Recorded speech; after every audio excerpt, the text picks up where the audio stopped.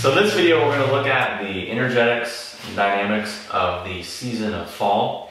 We're going to do this within the context and framework of the 5-element system, because the season of fall, season of autumn, is associated with the metal element. So we're going to look at how this relates in our physical body, how this relates in the quote external world, and then some common problems and obstacles that people may face when this metal element really comes into power. So if we look at where we are right now, in the sense of it being basically October, and the fact that we are in the phase of autumn, well, that is a lesser yin phase, in the sense that if we look at summer was a greater yang phase, because spring was a lesser yang phase, in the sense that there was all this growth, and it was basically this initial seed or initial spark where all these plants are bursting forth from the ground. Those things are blooming and blossoming and fruiting. There's this growth. And then basically summer, things are really peaking. Things are fruits. Things are fruiting. Things are ready for harvest. Things have reached their peak. And then all of a sudden autumn and fall comes in, and things start to go towards a more lesser yin phase, where there is growth, there is movement, but it's starting to slow down. Things are starting to slow down because it's moving towards a greater yin phase, which would be winter. And in a really basic, simple way, we can just look at plants and look at the movements of animals and realize that most of the time during the winter, everything is operating at a slower level. Many things are in fact dormant or hibernating or just really not moving at all. And even as humans, we oftentimes have natural inclinations to, in the spring and summer, go out and be expansive and be more active.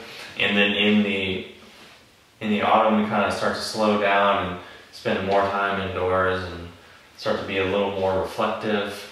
And then once winter comes, people start to oftentimes slow down a bit more. Now obviously, things are kind of distorted for us as modern human beings because, number one, we don't really live in tune with the natural world. We don't necessarily pay attention to it, and psychologically we oftentimes think that they're actually two separate things. And we live in, conditions inside of a house where it's pretty much like one season all year long. So we've sort of lost touch with a lot of these natural processes. But you can imagine if you were a human being living in the natural world, where you have to match your rhythms to the rhythms of nature, that these things would probably be more apparent. So that's what we're going to do here, is hopefully make these things a little bit more clear, a little bit more apparent to us. So that maybe when we find ourselves, maybe we're out on a hike, we're walking in the woods, we're driving in our car, we're looking at nature, maybe we have a spark, maybe we draw a connection or see a parallel between what we're saying. So we understand that autumn is a lesser yin phase, making its way to a greater yin phase, which is wintertime. Wherein the whole thing will just repeat again. Winter will go to spring, summer, and the whole thing.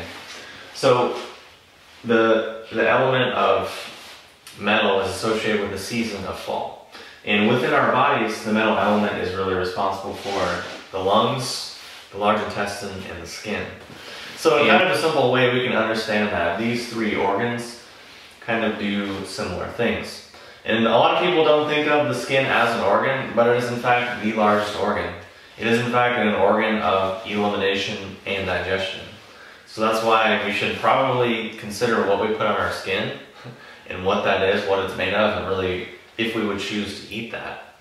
So we look at the lungs. What do the lungs do? Well, expand and contract. Yes, they basically pull in nutrients, pull in oxygen, things that we absolutely need to live. And then we exhale carbon dioxide, waste, and toxins and metabolic byproducts. We look at the large intestine. Large intestine is the last place in the body where we are pulling in nutrients and then basically expanding and contracting to release and let go of waste. And then with the skin, similar things are happening, although it's not quite as apparent to most people. Because what we put on our skin, we absorb, we digest, and all the time our skin is putting off things. If you, for example, skin brush, you see dead skin cells coming off. Sometimes if you go through cleansing processes, you see junk coming out of your skin sweats and eliminates impurities. Your body is eliminating heat, in water all the time.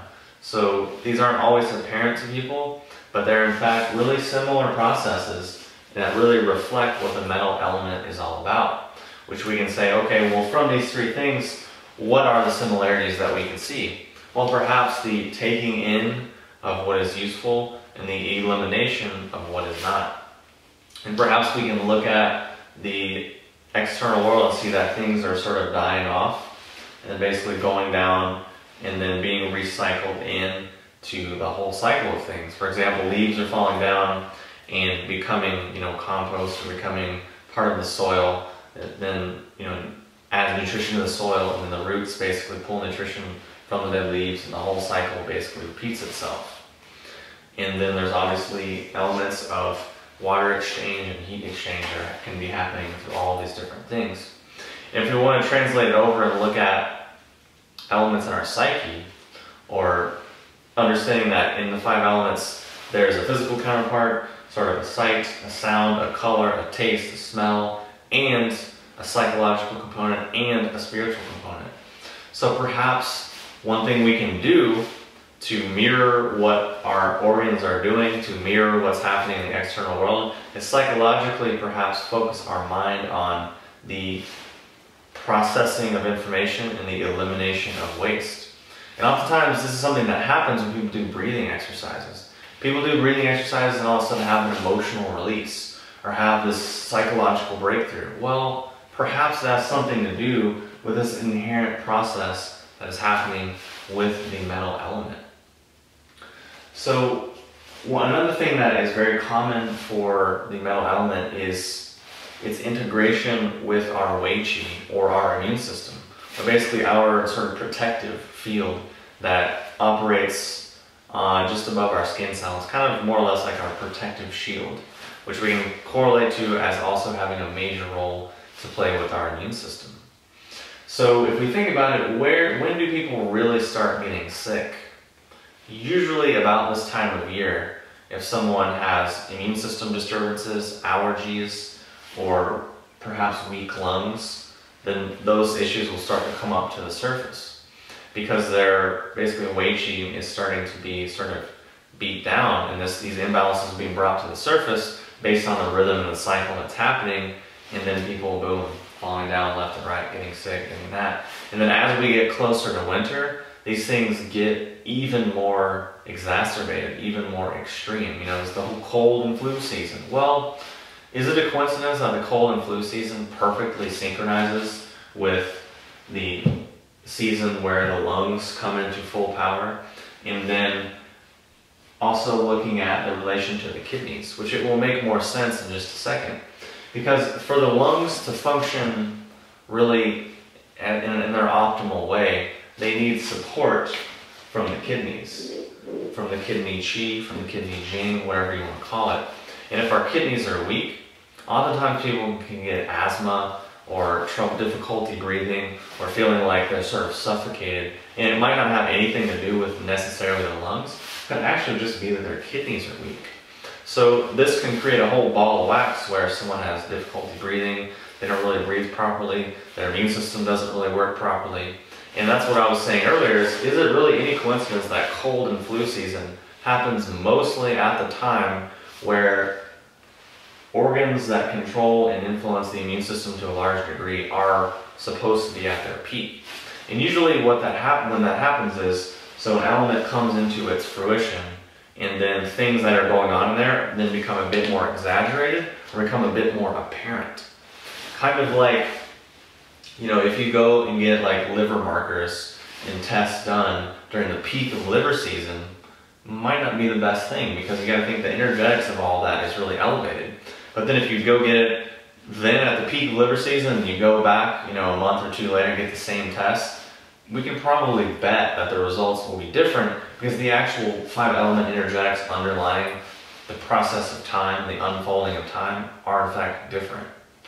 So those are things to keep in mind, and these are things that we often don't really think about. We often don't really draw the connections and connect the dots. So since if someone has, lung weakness or kidney weakness or both, or an imbalance somewhere in there, manifesting as, sadness, depression, grief, or lack of drive, lack of willpower, lack of being able to process things, lack of being able to sort of just keep in the flow and keep moving and really maintain that sense of flow with things, then perhaps people want to know, well, what can we do? What are some herbs we can take to balance out the energetics? Well, herbs are one component, definitely, and we also have to look at just the basics, just our diet, our exercise, our breathing program, our meditation program, our level of stress, and really address these things, because those are the foundations. Those are really can either make or break things, and also looking at the role of the mind and the emotions, and understanding that really the level of influence that we have in a psychosomatic sense is pretty large, pretty vast, pretty profound. But one of my favorite things for kind of an herbal solution for immune system support during this time of the year is definitely the Naniku throat spray. I'm trying to hold it up where it's in focus, because I don't know if it's really in focus here. Maybe it's focused here. But basically what this is, it's exactly an immune boosting throat spray, because this is really our line of defense where we are getting bombarded with toxicity or pathogens or viruses or bacteria, or around other people, or just living in the world. We're going to be getting hit with these things. So having something like the throat spray that you just take 1 or 2 sprays in the throat and effectively just sanitizes the whole upper system. And then what I really noticed from that is, number one, I feel like I can almost immediately breathe better. I can smell better, and it just really clears out the whole area and just really relaxes and soothes and opens up the whole area. So it's good as a protective mechanism to basically help us be defended against the crap. And then as a secondary thing, if someone does get into a position where their immune system has been compromised or whatever, it's a good thing to use kind of acutely to knock things out based on the kind of antibiotic nature, antiviral nature of the herbs that are found in the formula. And that's a great thing to maintain like the lungs and the upper respiratory system. As far as talking about the kidneys, getting more into the weiqi, getting more into the lungs, obviously the medicinal mushrooms, things like reishi, cordyceps, chaga, those are important for this time of year, especially for the way that they nurture the lungs, for the way that they nurture the kidney energy, and specifically the weiqi or the immune system. Due to their concentration of polysaccharides, beta-glucans, triterpenes, different acids and fatty acids, and a whole myriad of different things which really help out the immune system. Also herbs like astragalus or goji or gynostemma, really all of these top premier tonic herbs are amazing for this time of year for, number one, nourishing the kidneys, nourishing the weiqi, and also nourishing this mental element. Doing these things with, looking at our basic lifestyle, looking at our diet, our exercise, our meditation, our breathing, our mental, emotional state, our belief systems, and looking at our levels of stress. Put all these things together, and I think most people can create and experience a far more pleasurable go of things in the autumn and winter season. Because if most people have weaknesses in these areas, these are the times of year where it will really just pop up and people will get knocked down. So just really helpful, simple, easy, basic things, and things that really have kept me quite well and healthy over the last however many 8 to 9 years that I've been doing this stuff. And it's really interesting to look at how it all relates to the 5-element understanding and realize that people figured this out a really, really long time ago, and doesn't necessarily have anything to do with being bright or smart or educated or intelligent, but really just being able to listen, to be able to look, to be able to observe, to be able to hear, to be able to really just see what's actually happening all around us all the time. So hopefully that's been helpful. Hope you have a great autumn, and I will talk to you soon.